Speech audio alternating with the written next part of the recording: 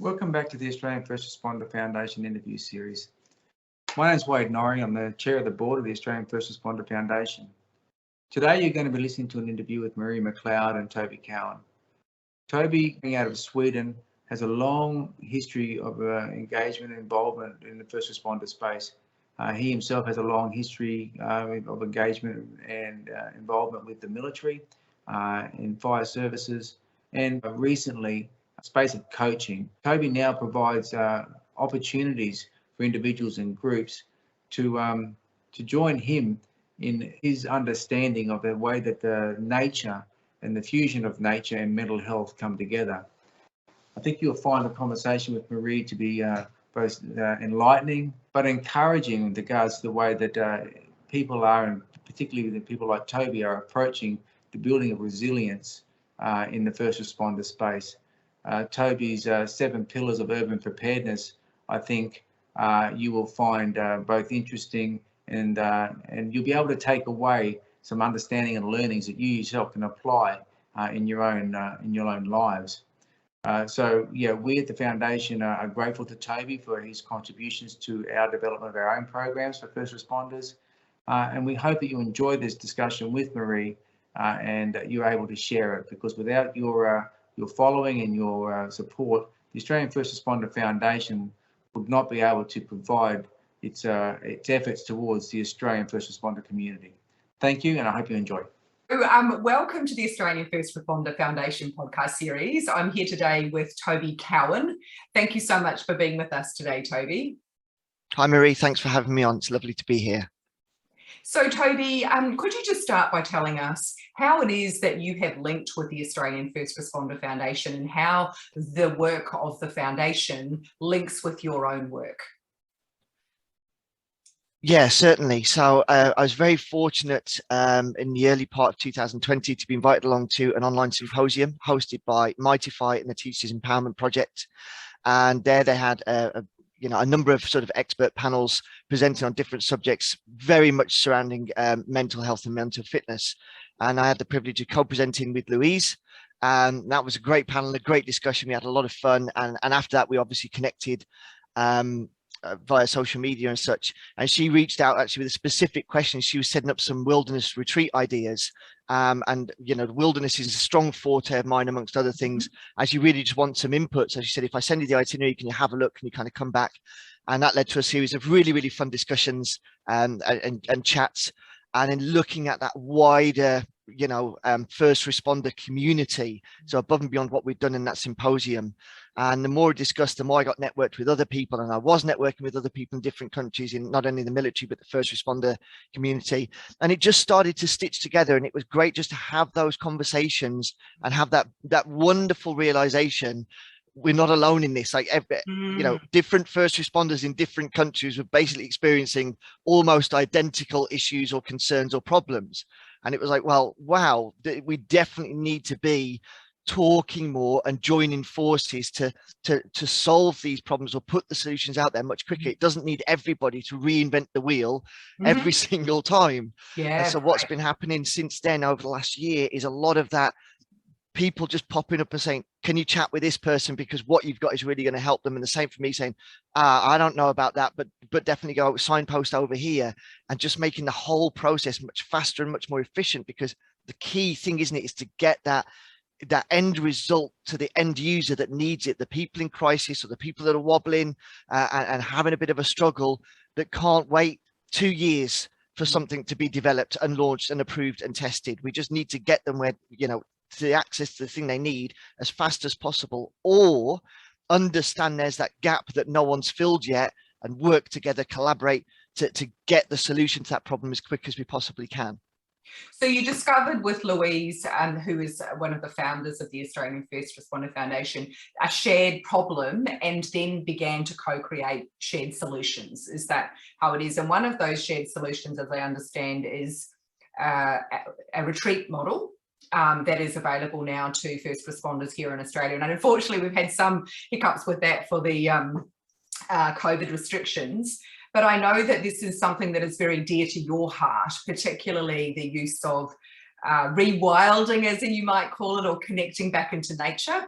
And also, I think, the sort of idea of early intervention and prevention. So could you talk to us a little bit about how it's been that you have discovered for yourself and for others why it is that we need to reconnect with nature when we've experienced some sort of struggle or adversity?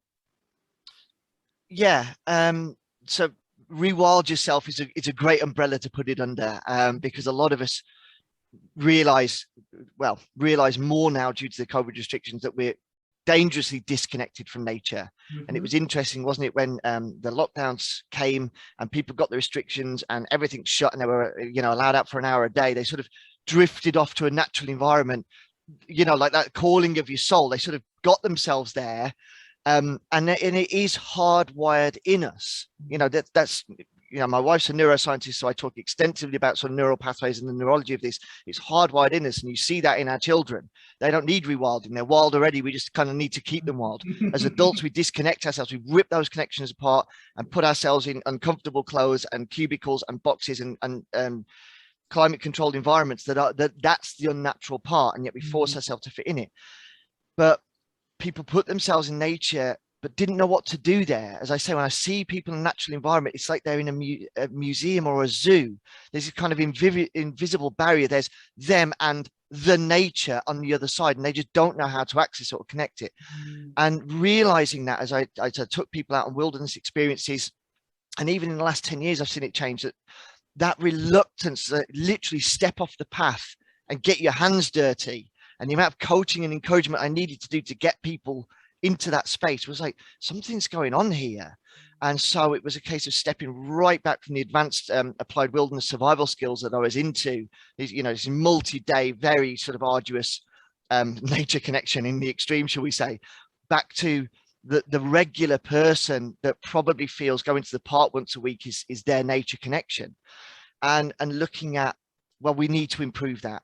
We've got to get people reconnected to nature, because again, there's a raft of scientific information and support and evidence behind this saying connecting with nature is a natural state and is incredibly healing and therapeutic, and very much, and I know you're going to talk about positive psychology as we go, looking at the model of post-traumatic concepts of post-traumatic growth. I find that creating that time, space, and place in nature is where you can do that high quality thinking and really work with that individual, insular traumatic recovery, shall we say. There's a place for the therapy, there's a place for the couch, there's a place for the coaching indoors, but that nature-based therapy is incredibly healing and developmental in its rawest form. So I love that concept, and it reminds me, I'm sure you're familiar with Johann Hari's book, Lost Connections. Do you know that? Book? It might be. I did. What is it? The Audible version, like the summary. Yes. I didn't get to read the whole thing myself because my book pile's like getting bigger every week. So. Oh, well, it sounds very in line. Johann Hari talks about this idea that, we have lost connections to ourselves, to nature, to each other, to meaningful work. Like there's a whole raft of things that we have lost connection to. And it sounds like the particular aspect that you focused in on is our lost connection to nature, and how, we don't, a little bit like when we're not connected to each other, we don't do so well if we lose that connection. And so I suppose that is part of the thinking behind when the Australian First Responder Foundation is being set up, and thinking about how do we respond to what is becoming a kind of mental health crisis for our first responders. How do we help them with that, and how do we help at kind of scale? And so the idea collaboratively, I think, between you and them was thinking about how do we have one of those wilderness retreats, or multiple of them across the year. And their kind of motto for that is reconnect, reframe, and reset, and doing that in an environment of nature. So can you tell us some examples of things that you do when you take people away to help them to reconnect with nature in a way that helps them to sort of reframe struggles, maybe gain a bit of perspective from things, and to reset? Are there any kind of tools that you could give the listeners today that might help them make that reconnection? So I'll answer that in two parts, if that's okay, because what do I do and what can the listeners do is two very separate things. Right. Yeah. But what I'm doing now is very much starting right at the basics. And of course, I've got, people contacting me all the time looking for trips and to come to Sweden or to host me in the relevant countries. And what I'll start with now with everybody, because that disconnect is very much there, is the first steps is what I call nature literacy. So this is 3 foundational elements that is effectively the language of nature. Because if you and I want to have a meaningful conversation, but we speak a different language, or I just don't speak your language, we can't have a conversation, can we? It's just impossible. I might sit and sort of appreciate the tone or the manner in which you're addressing me and think it's nice, but there's no understanding of your words and the expression you're trying to get. And that's where a lot of people out in the nature environment, they can sort of wander through and go, well, it's nice, but there is no conversation. And actually what we need to understand is we're bringing a voice. Our movement, our breathing, our intention lets the natural environment know who we are without us even saying anything. And the whole environment reacts to that, especially the animal species, and most importantly, the bird species. And without kind of going too far off and making people think, oh, well, Toby, calm down. I'm an infantry soldier. My feet are well grounded. But basically, how the birds react dictate as to what every other animal in the landscape does in and around you. So our foundational elements is looking at sensory awareness, heavily coupled with movement and breathing. So moving and breathing in a different manner, because how we move and breathe particularly is not good in the urban environment. Tracking, which is we look at is the written word of the forest. It's the script we can look at. It's like the newspaper we can open and say what's happening today. And by tracking, it's above and beyond looking at a footprint and saying what animal made that. If we care to dive into it deeper, an individual track can actually yield 26 different pieces of information about the animal species that made it. Some of which can be not only the animal, gender, disposition, health, motivation, speed. I don't know if I said direction already. There's a lot of information in there, and that's just the track. And then there's other things that we call spore and sign and around that. And then bird language is literally the voice, the voice of the nature. And once we start to understand they exist and we listen for it, look for it, and react to it, now we're on our way. Now we can get started. That's the fundamental start point and what we call establishing baseline. Once we know what baseline is, and this works in the urban environment, by the way, typically the presence of the abnormal or the absence of the normal is at what we'll call a baseline shift. If you ever been at a party, everyone's having a good time and somebody walks in and it suddenly goes flat, right? That's a baseline shift. Like what just happened? And what we're looking at in the natural environment is what's the baseline, and I want to harmonize with or just below baseline. So I'm having a great nature experience and I've got the best chance of actually interacting with animal species. If I'm disrupting baseline, I'm not, I'll still have a good time in nature, but I'm not going to get that quality connection. So establishing baseline is what we're working with right from the get-go. Once we've got that and we understand their influence in it, now we can progress to some of the deeper, more meaningful stuff. And the thing is, sorry, carry on. No, so just the closing point. The beautiful thing is I don't have to teach you anything. All of this is hardwired in all of us. This is just about reconnection. So it's more mentoring facilitation work from my viewpoint than teaching you to understand. It's just showing you and reconnecting. And that's why I like to work in Northern Sweden, because it's such a pristine natural environment here and it's so accessible. It's so easy to go out. That doesn't mean it doesn't exist. And for a lot of people, they think they need to go off to the nature, whereas actually all of this exists right on your doorstep. It's right there. But what we tend to struggle with is in the beginning is that sensory overload, that we've still got all that urban sound, smell, noise to deal with. So it's nice to begin with for the basics, to step out into as pristine natural environment as possible to open up our sensory awareness. And that's why the retreats are so great that you're doing down there, is it gets people out the city into that natural environment, says, okay, let's start working our senses now. And once you've got that reconnection, you take it with you for your whole life and you can make it work anywhere. Fantastic. That's fascinating. Absolutely fascinating stuff. And so what comes to mind from what you're saying is that this is an innate ability that we have that maybe has gone to sleep, and that what you're helping us to do is to reactivate that innate ability and innate kind of need that we have. And Yes. what is the relationship between this and being mindful?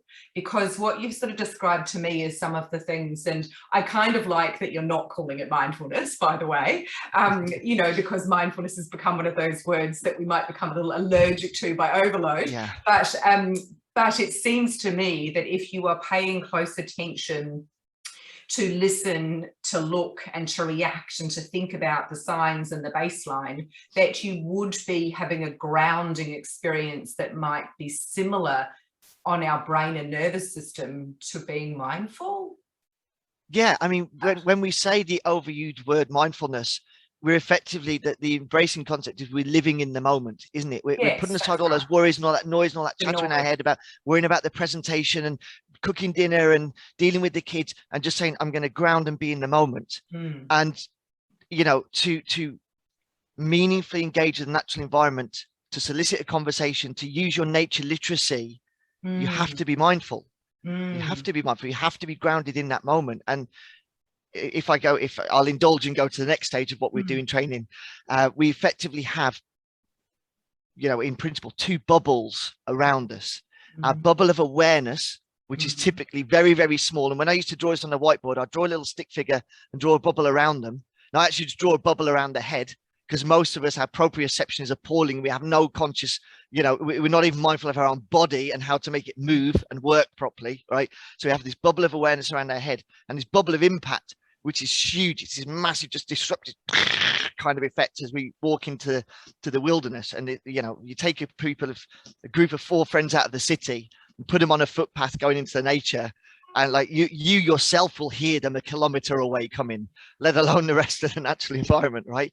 So what we're trying to do as we progress is shrink that bubble of impact and grow that bubble of awareness, right? And to do that, it is, I would call it an exquisite mindfulness, and then leading to a mindlessness, that actually, to reduce my impact, I almost have to be absent, should we say, or neutral. Again, it's back to that baseline. This is getting to some of the deeper stuff now, but it's absolutely there. And again, completely hardwired in, and written Indigenous examples, and even some living Indigenous examples. My biggest hope is, you know, at some point to be able to get down there with you guys and actually look at some of the Indigenous practices and Indigenous literature, because I'm sure this has been preserved. Certainly for the Sami community, the Indigenous population up here in the north of Scandinavia, we see some of the things, kept in the historical archives and even still discussed today. So it's grounded in good evidence, can we say? Fantastic. So it is about kind of shrinking in our kind of our noise and our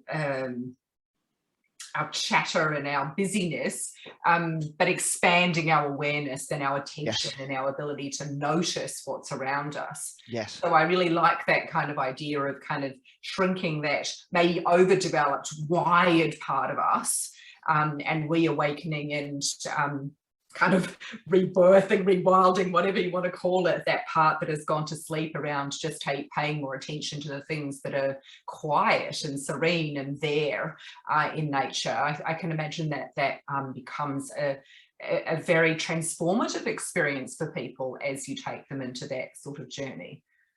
Absolutely. And the key thing, I think, for most people with our modern problems is creating that calm.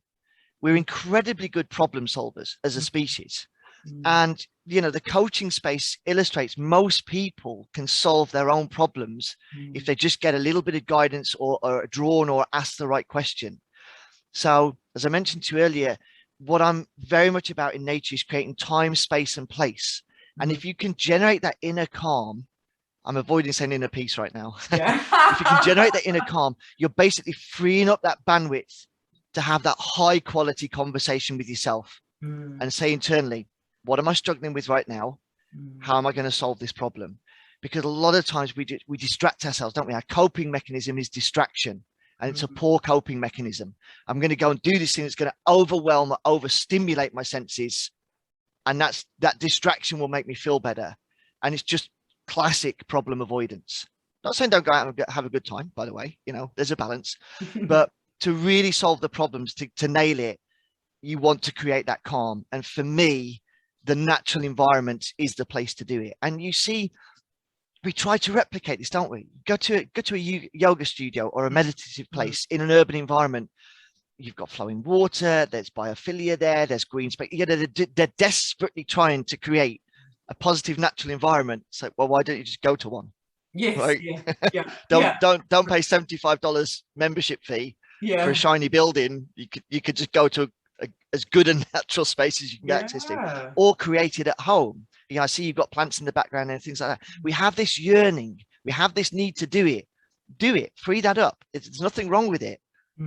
Beautiful. And, you know, I think you're right. COVID has given us that gift here in Australia, where many of us have been locked down for long periods of time, and it has got us out of the gyms, you know, and back out into nature, you know, walking, running, cycling, swimming. And, you know, I was sharing with you earlier, getting my teenagers down to the beach most days and getting them sort of into nature and thinking about how we can kind of do hiking and things that we weren't thinking about before. So if you're thinking about now, first responders, and I noticed that you've got a history of being in the military, but you also volunteer as a firefighter. Can you help us to think about, for first responders that we know put themselves on the line and are often, you know, they're very busy in their own lives. Some of them are volunteering, some of them are in paid roles, but we know that disproportionately they are suffering in terms of their mental health, and we know the ripple effect that has to their loved ones. So I know that one of your area of expertise is around resilience, but that you've also developed a roof of resilience. And I wonder if you could share that model with us now in terms of what that is and how we might be able to apply some of that. Absolutely. And I just want to caveat before I answer that to answer this properly would take at least 7 hours. And I know, because we've got the workshop of that duration. All right. So this is going to be you can give us the elevator pitch. The condensed conceptual version of that without being able to jump into too much detail. But effectively, if you want to create this roof, and for those of you listening, I'm sort of doing a gesture of angled arms here, this roof of resilience that we want to shelter under in troublesome times. We want that roof to be strong and even, or level, should we say.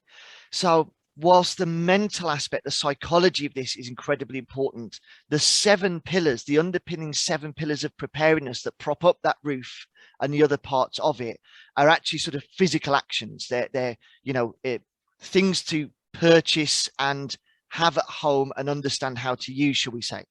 Now, for my good friend and business partner, Selko, who's down in the Balkans and who went through the Balkan War there 30 years ago in a very dramatic manner. At the peak of the war, he was actually in a city under siege and was cut off from all conventional services for a year and had to survive in that landscape.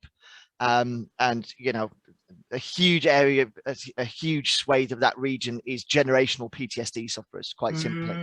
And so there's an amazing amount of experience to be drawn on and learned from in very recent history that most of us are overlooked. So actually, until the lockdowns, would spend sort of 2 to 3 months a year down the Balkans region, just cutting around. There's still war damage throughout the area that hasn't been repaired and such. And what we found was we were teaching skills, techniques around the urban preparedness, but they were very scattergun. And what the students were struggling with, well, where does this fit in an actual sort of survival situation? Like, you know, so what we did was took a step back 7 years ago, said we must have a model, a framework that people can kind of logically go through and see where everything fits, or have this overview and be like, okay, you know, I need to be paying attention to all of this. And where we came with the 7 pillars was the idea that you can't just take one of these and build it to its height at the expense of the others. Because the roof's wonky, right? You've got the gesture.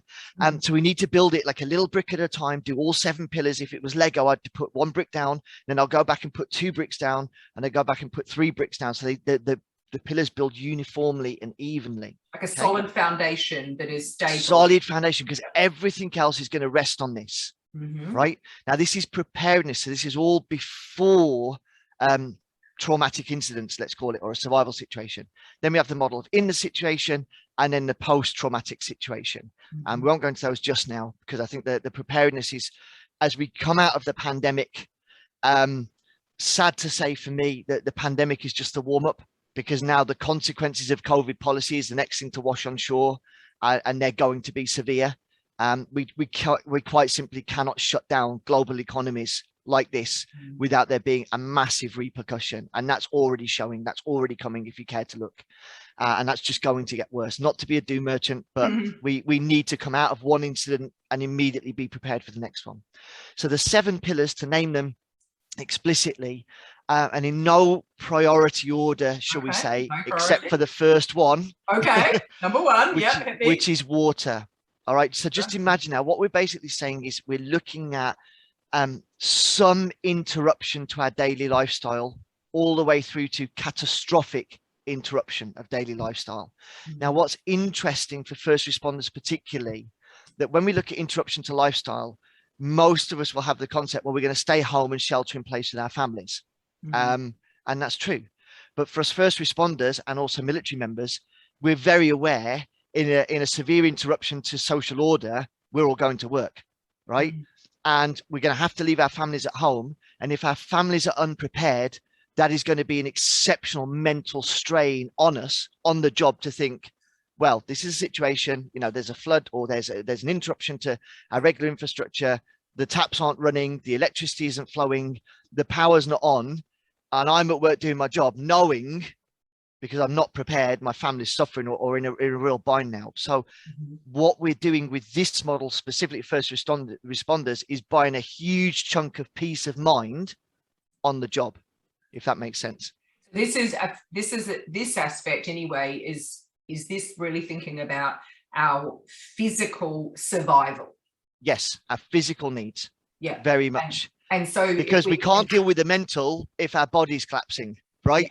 Yeah. We've got to carry the body through to take the mind with it. So you've obviously got great mind models, mental models. It doesn't mean ours doesn't, but we're starting with the physical because we must attend to our physical needs. And that's why water is the priority, because we really don't do well without it very quickly. Especially I'm ready. Especially in warmer climes like you've got down there. So water, so in its first instance, the first brick on the first stone on the pillar, should we say, is just having a supply of water. Say 3 days worth of water in storage at home.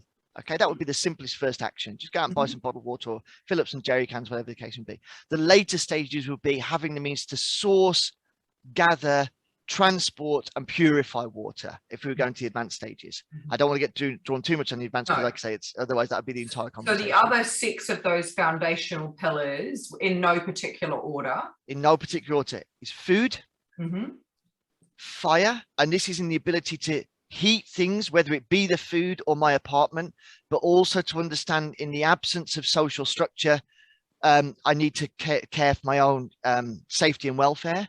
So it can be sort of fire prevention or fire extinguishing type thing. So if I'm introducing additional fire risks at home, I've got naked flames for light, I'm cooking on stoves, I need to have my fire blankets, my fire extinguishers, and the knowledge how to use them. Because if I'm dialing 999, 911, 112, whatever the emergency number is, no one's answering and no one's coming. So I need to be far more resilient in the home space. Water, food, fire, shelter, signaling / communication, hygiene / medical, and personal safety. And those are the those are the things that you need to have. If we were to think about, perhaps most of us familiar with Maslow's hierarchy of needs, and so this is the food, shelter, clothing element that would need to be sort of ticked off. That, you know, if you're a first responder and the occurrence happens that you're called away to, let's say, a bushfire or a flood or something, that you can leave home knowing that there are the survival basics there for your family as you go out to fight those fires for others. And so then if we kind of come up from that, because most often here, you know, we're then talking about those sort of higher level things about how do we stay well with our mental fitness. and those elements of, you know, that we are connected and have a sense of belonging. One of the elements of the work that the Australian First Responder Foundation focuses on is that kind of peer support model. So if we are out there in a stressful situation, that we have ways to kind of communicate, connect with each other. So does your model kind of go up then and address some of those sort of more psychological safety aspects, or is it in the physical survival? It does. The model progresses up into that space, but firmly acknowledging if we can't address our physical needs, nothing else is worthwhile, but we're not going to get to that advanced stages. All right. Yes. You know, if you're not going to stay hydrated, that's you pretty soon. You're done. Right. So we must attend to physical need, and we need to strongly highlight it, because most of us take these completely for granted. Oh, the water's never going to turn off. The electricity is always going to run. And when it doesn't, now you're in that very problematic psychological space that you're caught completely off guard. It's that sort of shock of capture, to use the military analogy. Yeah, you just can't, and you're stuck in that this can't be happening, right? Which is a useless space to be in, because it is happening, and you need to snap out of that to look at the positive actions and how you can best affect your situation, right? Whereas if you've already planned for that, now it's just your continuity, your crisis plan, isn't it? Oh, this has happened. Okay, I can firmly acknowledge that because I've already entertained the thought that it could happen. I've already put down some basic preparations. So it's just a case of, all right, everybody, this is happening. Let's hope it's a short, limited interruption and we're back to normal soon. That's our hope. But we're not stuck in that this can't be happening space, because that's a dangerous place to be, right? Yes. So by having those physical needs acknowledged and addressed, and we're not on about high purchase items, expensive items. A lot of this you should just have at home as structure, or you might need to get some, you know, moderate purchases from the hardware store or things like that for these alternatives that we're talking about. So you don't need to go out and throw thousands of dollars at this. But you've bought yourself that assurance and that peace of mind to free up again that additional mental bandwidth to be like, okay, how bad is this? How long is it looking to last? What's going to happen next? Instead of being stuck in that moment, you're already thinking ahead. You're ahead of that decision-making curve. Yeah, that makes sense. And, you know, that's a really refreshing, I guess, approach for us, in the sense that oftentimes, you know, we are thinking about dealing with this after the crisis has happened, or we're preparing, you know, for the traumas that we know that we might face in terms of our, you know, PTSD. So one of your key elements then is about, you know, as we might call the sort of Girl Scout or Boy Scout motto of be prepared. So that sort of, you know, that preparedness. So are there things that you think are important to, beyond the sort of physical needs that you've described? Are there things that we can do for mental preparedness and early intervention if we know that we're going to be putting ourselves in situations that might cause that trauma, or just, you know, accumulated struggle over time? So before I address that specific part, I think there's a midpoint between those two things, between the physical purchases and the mental fortitude, and that's knowledge. So if you've gone out and bought all that gear, you've got to know how to use it. Okay, yeah. The first time you light your camp stove to cook on shouldn't be in a crisis, because you're going to be super stressed at that moment, and that's not the point to kind of open the instructions. So actually, this is part of the answer to where you're going. By building resilience, that mental fortitude is that confidence in your skills and ability. So if I've bought my camp stove, hey, why not take in the back garden, put it on the balcony and make a meal with it? Or if you've got teenagers, challenge them to do it.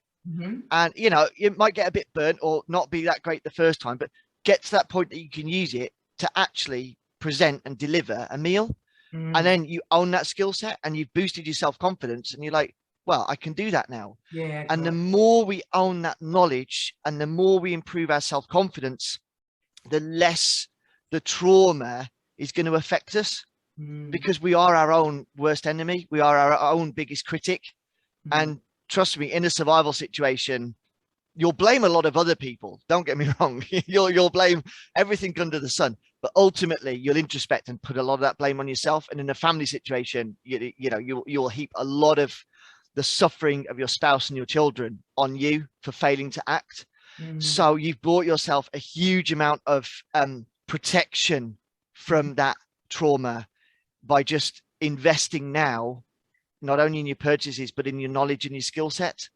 And that's where, for the wilderness survival skills, I don't anticipate many people ever need to use them in anger, but the boost and the confidence and the pleasure and the enjoyment they get from working at this elemental level, lighting fires, foraging for food to prepare their own meal, is just deeply satisfying.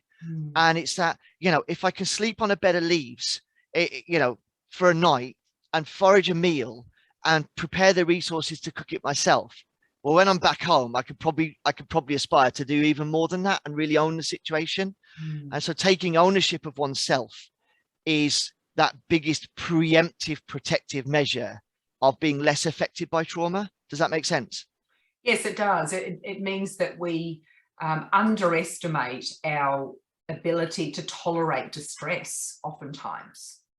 Absolutely. So very much the enshrined concept that I work with, and this was handed to me as a gift from my training with the Royal Marines way back when I was living in the UK, is this being comfortable, being uncomfortable. And that's like the pinnacle moment. And actually the Marines thrive on this. It's like we're troublemakers when we're comfortable. It's like you need to be kept continuously uncomfortable because that's your new comfort zone. Now, not everybody needs to go to that extreme, but again, we are very resilient as a species, far more resilient than we give ourselves credit to.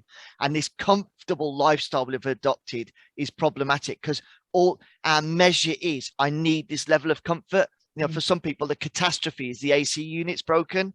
That, at societal terms, that's not really a catastrophe. Hate to break that to anybody. But for some people, we're in this, I would say, dare I say, overly indulgent lifestyle. And by country, we can see people's measure of catastrophe has changed according to that. And it's not catastrophic. And having the knowledge and the skill set to fall back on to be like, okay, I've gone and lived out in the boonies for a while and really roughed it. So I know what austerity is. And this isn't it. Yes, that makes just gives you sense. confidence in that space, right? And I think that's, when we think about models of resilience, you can't really give someone resilience. You can't really teach it through knowledge. It has to be a combination of knowledge, but it also has to be a lived experience, doesn't it? I've got this. I've been there before. I've done it. I've actually been taken down to, as you say, the absolute basics and realised that I can sleep on a bag of leaves and I can make food from foraging. And so anything above that, I have a sense of, of knowing that I can cope and move through that. So I think, and I just make a specific point on that if I can finish off, but you just really encapsulated a beautiful thing. Sorry. No, that was really it. It's just, and I think that as parents, we need to be thinking about that for our children. And I agree with you that we are in a society now where we are wrapping our children and ourselves to a certain extent in cotton wool, and we're not doing anyone any favors. And so, as we think about people, when I interview people who are first responders, many of them start in those roles very young. Some of them talk about 16, 14, like they start out helping their parents or getting into it because they have an accident. It does concern me that they haven't had this preparedness that you describe of knowing that they can tolerate distress like this. And what you're sort of talking about is, how do we get in front of the fact that, God forbid, something happens that's a trauma, that we have got the mindset there that says, it's not my fault. I was prepared. I had knowledge. These things happen. I've been down and I can bounce back and bounce forward in that post-traumatic growth kind of space. Absolutely. And I just want to come back to the previous point, because you were going down a great path there. With our teaching, our physical courses now that we enjoy teaching so much, often we put them in one of two categories, or there's a definitive point within the course we switch, that we'll have an educational course. And this is where I want you well-fed, well-rested, hydrated, in a comfortable environment, can we say, so you can absorb the information that's being delivered. And get into the discussion and go from there. And then we have the experiential course where we're out and living it. We're out in the landscape, we're out in the terrain, and we're applying that knowledge and that information in a live contextual manner. And we typically separate those either in totally separate courses, or, for instance, I just did a 5-day experience. We had the Antarctic Fire Angels over here doing their initial training for their Antarctic crossing, which is happening in 2023. They're a team of female firefighters that are taking on an amazing expeditionary challenge. And that 5 days was very much front loaded with 3 days of educational and then 2 days of experiential. So we've learned all this, we've discussed this. This is what we're going to go do. Bear in mind, they're completely new to this game. And now we're going to go out for a 48-hour period and put it all into practice. And fantastic. That's the part a lot of people are missing. They're educating themselves. They're watching all the YouTube videos. They're reading the books. Oh, I know that, in inverted commas. And it's like, you are aware of it. Yes. You don't necessarily understand it, and you have not yet applied it. So experiential is that application of the knowledge, and then the visceral feedback of, did you get it right or not? And the beautiful thing is, especially with the wilderness survival, you've really got some skin in the game. There's a direct consequence of your activity or inactivity. Yeah, you can flop down by the campfire and not be bothered to forage because you feel a little bit drowsy. That night's going to suck for you because you didn't invest the time that you had in bettering your situation, right? So it's a big reality check that comes with it. And so, this is what you're describing so beautifully here for me, is how do we bridge that kind of knowing doing gap? Yes. So you can know something, but it's not the same as a felt experience of it. And the way that we acquire or reactivate resilience, because I agree with you, these things are in us. They are there. We are incredibly resilient as a species, but in a way, it's all like we dial it down, as we get older, and as we sort of maybe we get soft, maybe we get a bit lazy about doing hard stuff. But the reality is we have to do hard stuff and lean into that to have the felt experience to be prepared. Is that what I'm hearing you say? Yeah, and I mean, that's where the growth and the development, isn't it? We can, the more we can put ourselves in pressurized situations, the more we can thrive in those in the future. You know, so we're now intentionally choosing to say, I'm going to experience a little bit of hardship. And even when I'm not teaching courses, the last year and a half, obviously the physical courses have been profoundly affected by the COVID policies. But I just took myself out and made myself miserable for the weekend. Not even miserable. I've done it long enough I could thrive now. But it's like to not lose that edge, the iron sharpens iron type concept. Unless we're putting ourselves through that discomfort, through that hardship on a regular basis, you're right, we get soft. And I tell you the other thing, the flip side, if we're looking at the positive psychology or the mental side, as enduring those hardships is where the gratitude actually is. And I might be a little bit controversial now, I don't mean to be, but people talk about gratefulness or gratitude, and the instant influences are the worst for this, aren't they? They have their perfect shot of them holding their coffee with their eyes closed saying, I'm so grateful for this coffee. And they're not, they're thankful. Gratitude, gratefulness can only come with deprivation. When you haven't had it, then you truly value it when you get it back. So I tell you, the thing I'm grateful for, my gratitude, is my kettle, right? Because when you've been out in the wilderness and for every single hydration measure, hot drink or cold, you've had to gather all of the resources, make a fire, source the water, filter it, boil it, and then get a hot drink, right? The novelty of being able to come in your house, fill the kettle with water, and 2 minutes later have a hot drink in your hand is just like mind-blowing. So just imagine that sensation that you're truly grateful for every item in your house, not the big ticket stuff, not the 72-inch TV or the surround sound or whatever. Every single thing, you just really, I know what it's like. I know what it's like to not have you. And so I'm so grateful you're there. But if you go away, that's okay, because I know I can cope with that situation, right? Yeah, the running water that we just take for granted. And that is a positive psychology activity, actually, is to remove things for a while, so that we do appreciate them when we bring them back. So that sort of, I agree with you, that concept of deprivation, you know, absence makes the heart grow fonder, we say about people, but it's the same for things potentially, yes, and the not having of them.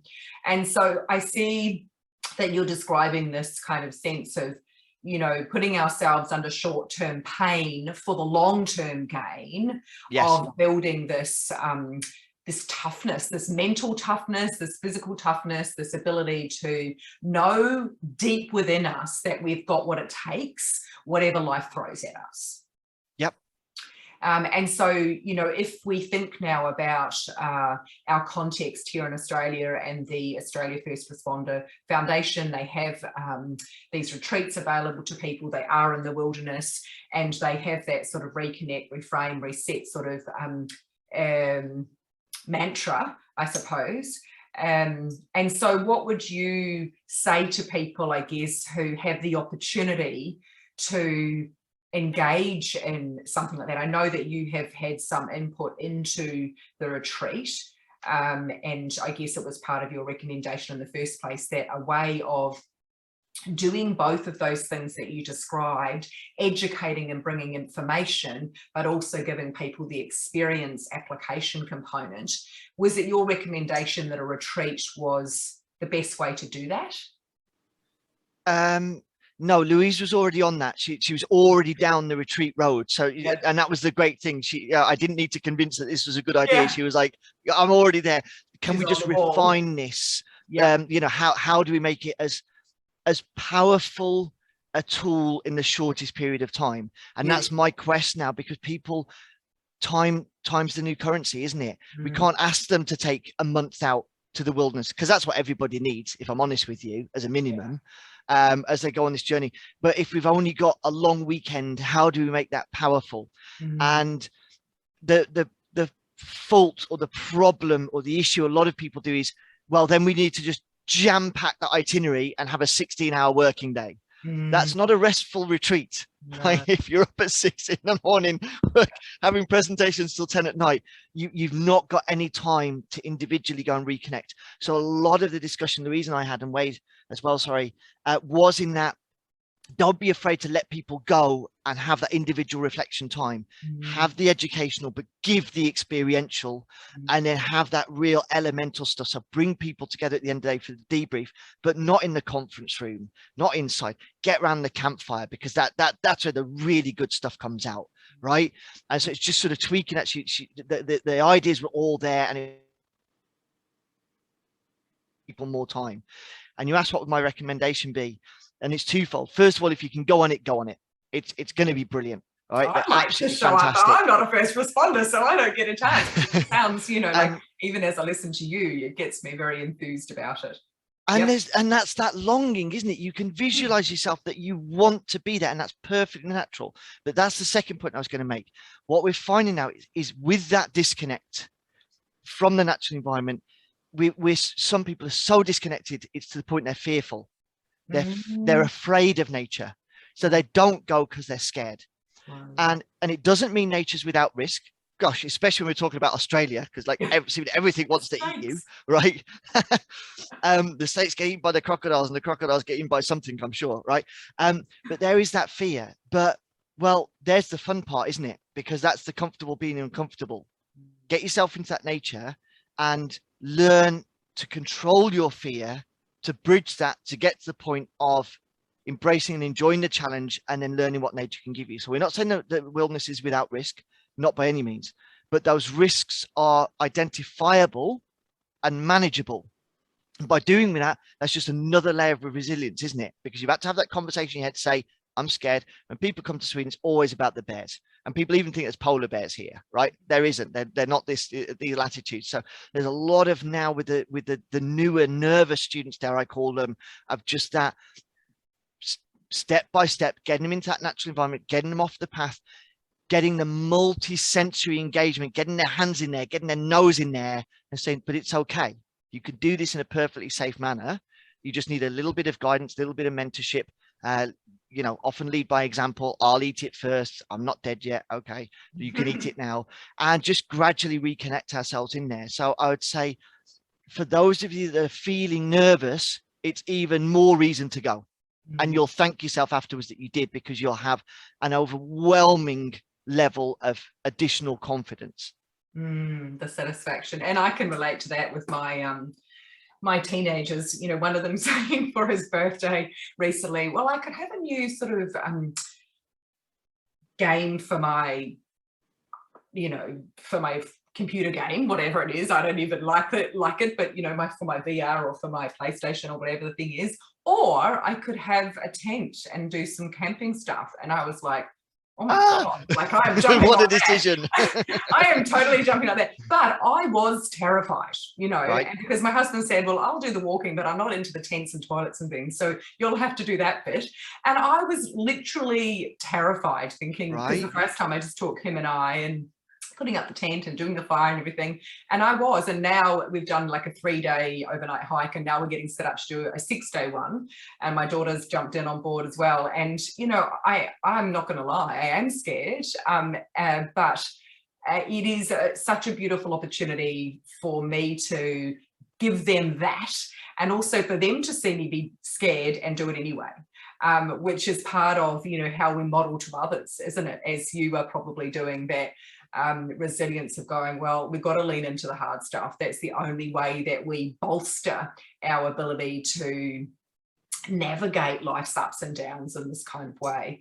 So I really appreciate, you know, what it is that you're saying here, and that opportunity we all have to intervene early with ourselves, to kind of galvanize ourselves for whatever storms might come our way. And we can't get to control that. We don't get to control the events that happen in our lives, but what we do get to control is whether or not we're prepared, ready and resilient to face them. And what I hear you suggesting is the way to do that is to go out there and artificially create some of those hard things that might happen, and then we're just like, okay, been there, done that. Absolutely. And it really is that simple. You just need that little bit of push or initial willpower to just go out and do it. And you don't need to go crazy from the beginning. You know, for me, when I'm on about, you know, a rough weekend, it's sort of going out with a knife and a metal pot and nothing more, right? You don't need to start there. Go on that camping trip. For most people, that's going to be, you know, way out there for them. You don't even need to hike in the first instance. Take the gear in the car and be near to the car if you need to, but just go out and have that night under canvas. And it's not going to be the same quality of sleep, no matter what gear you've got. But when you wake up in the morning, you know, well, you did it. No matter how miserable it was, you survived. And then it's a case of, well, how can I better my situation? How can I improve this? And then you hit that point where it's like, that's all improvements. So now I just learn to live with it, you know, and understand if I got 6 hours of interrupted sleep, I can still function on that, actually. And for some, you know, in some circumstances you might face in life, 6 hours of interrupted sleep would be an absolute luxury. It would be a dream in certain circumstances, but you're just incrementally sharpening that edge of yourself with every exposure and experience you put yourself through. And so what I love about that as well is that what I am hearing is that I can drop the fear of the worst thing happening, because if the worst things happens, it creates an opportunity for me, right? Because if I go and everything's smooth sailing and it's easy, I'm not getting the opportunity that you want the hardship. Yes. Well, of course, I think I don't want it. So I'm full of fear, thinking I've got to be, you know, like, oh my God, imagine that happens. But what you're saying to me is, do you know what? If the hard things happen, you've been given a gift. You've been given a gift to work through it, and it's building your capacity to deal with similar or challenging things in the future. So I'm going to take that. Thank you very much, Toby, as we head into the 6-day hike that hopefully happens, COVID restrictions permitting, in a couple of weeks. And instead of going into that with fear and thinking, oh, I'll think, well, you know, the bad stuff, I'll just I'll tell myself, I'll hear your voice saying, oh, here's an opportunity for Marie to get through it and to show the kids and things. So thank you. And I'd say 2 things on that as well, Marie. First, for your specific circumstance, don't think of it as fear, think of it as anticipation. They're often very similar. I'm excited. So if you want to have that positive reframe, just think like how much you're anticipating it. And then for those that can't consider the outdoor alternative, you know, and again, there's a certain cost to buying this equipment if you can't borrow it off a friend or whatever, or just are just not going to go camping or not put themselves in the wilderness. There's absolutely the urban equivalent of this. We do this normally after our introductory level urban preparedness courses. We give people this challenge of this Friday afternoon, possibly, just switch off the mains electric, shut off your water, and go for your weekend. There's a challenge. Right? No power, because no water. if the wheels really fall off, you could just switch it back on again. All right, so you've got an immediate escape. But if you want to think, how would I individually or my family cope in crisis or in the absence of regular societal structure, it's that simple. One switch, one valve. Know how to turn it back on again, by the way, or gas if you've got it, and just go at it and try to perform your regular tasks to the best of your ability with the absence of power and running water. And then, of course, there's no internet, there's no no devices, nothing to I love that. Well, there's a good challenge for that's no bad thing. Digital detox is a much needed thing, I would say, as people go on. Absolutely, I agree. And so that allows you to do both of those things. So there is a good challenge for us to consider, is to turn off the power, turn off the water, and see how we go. And to, you know, the takeaway for us is to think about embracing the hard stuff as an aspect of preparedness for whatever might come. So I think that's been really enlightening for me to hear your views on that. Is there any final comments or tips or tools that you'd like to pass on to our listeners who are first responders or their families before we close? So I'd say two things to that. First of all is please be assured we are working on the full expanded model. I said to talk about the roof resilience would take 7 hours. Selk and I are actually working to put that together in an online package. We're both tech Neanderthals, so it's taken us a little while, but we're going to hopefully have that ready within the month. So people that want to know more about that are welcome to reach out to me on social media and connect and ask questions. But we're hoping to have that whole package out soon, broken down to 4 modules, so people could, and it'll be very much like a step-by-step follow along at home and sort of do this, and at the end of it, that's you at a good level of preparedness. So there's that, first of all. The second point, we connect in with that. We'll get the link. Yeah, absolutely. I'll send you guys all the details. The second point, and I think specifically first responders, and where I sort of took some tangential stuff and put first responder specific, was down to my wife. Actually, we were talking 3 years ago. We were out at friends' houses, and we were on about, this obviously pre-pandemic, so we were talking about disaster and this, and she sees me a bit of as a doom merchant. In fact, my nickname is Thundercloud Toby Cowern, right? TC. Said, oh, it's all good now, but in the future. And she was like, oh, but I'm not worried about it because I've got Toby. And it was like, but you understand, in a real crisis, I'm going to go to work, right? And even if I choose not to go on the blue light stuff, there's mandatory mobilization in the military. Like, I can't turn that down. It's like serve or jail. So I was like, the one thing I can guarantee you in a bad situation is you're going to be at home with the kids, right? And what? And that really kickstarted her to, well, we've got all this stuff, but I don't know how to use it. And it was like, that's a good point. So I think that spousal conversation is absolutely critical. It is that acknowledgement, and spouses already know if you're active duty, let's be honest, you've already gone away, but it's to, in this context, sit down and say, I think we can be a bit more resilient. I think we can be a bit more prepared potentially, because I don't know where everybody's at in their individual journey. But if we're going to be that bit more prepared, it's really important you understand the functionality and the risks of this equipment. So like I said, if you're running a camp stove, it's an increased fire risk, but it's also increased carbon monoxide risk. So you need to think about your ventilation, things like that. And we actually use it very much as a bonding experience, because obviously this is stuff I'm very, very familiar with. And it was really fun, a nice sort of taking my wife through this. And she's an academic, so she's never been camping when she was younger or been exposed to any of this stuff. And of course there was mishaps in the beginning, and it's all my fault. But as she started to get to grips with the equipment and get the confidence, it was really incredible to see that side of her flourish and grow. And now when we go out and take the little one, I've got a 16-year-old and a 2-year-old, when we go out she'll seize the initiative to gather some resources and take the initiative to light the fire, which she never would have done before. And it's kind of, you know, proud partner moment right there. And again, for the little one, what a great example. It's not just seeing dad do this stuff, but like mom's owning it as well.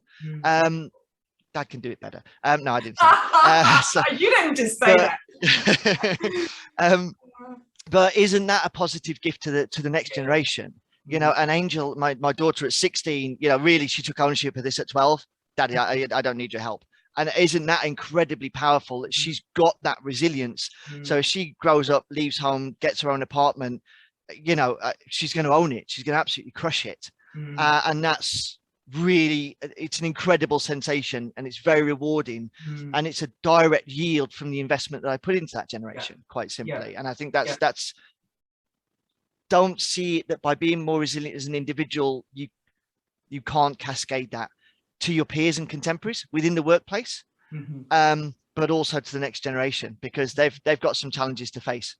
Absolutely, I agree. I couldn't agree more that we need to be thinking about ourselves and being able to rely just on ourselves, because I think it is easy, and I hate to say it, but particularly as a woman, sometimes we think, oh, that's that other person's, you know, role, or they'll be there or whatever, and I kind of even hate to hear myself saying it, but I think we just, even subconsciously, as your partner had done, I would possibly think that too. And I think we need to take on across life that we really only ever have ourselves to rely on, because we just don't know what's going to happen.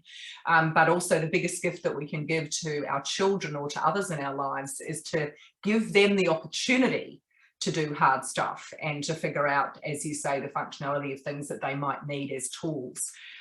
So I think that is very sage advice. And, you know, this is fun stuff as well, right? Like often, right, it should be fun. Yeah. It's not all misery and hardship. No. There's a lot of fun wrapped in this. That's so cool. And because, you know, we usually talk about, you know, knowledge and mindsets and thinking about it this way and da-da-da. This is cool. You get to kind of, you know, light fire, burn things, food, and oh, fantastic. Right, well, I've got to go and have dinner with my family now and suggest that we go into the weekend with no power, no water. I'll see how that goes down.